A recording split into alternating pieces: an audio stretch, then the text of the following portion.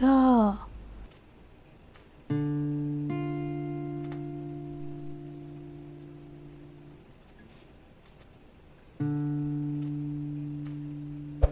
আলতাফ এলো না কেন? এখন থেকে আমি আসবো। তোমার 1.5 লাখ টাকা বাকি। এরপর থেকে মাল নিলে অন ক্যাশ। টাকাটা কবে পাচ্ছি?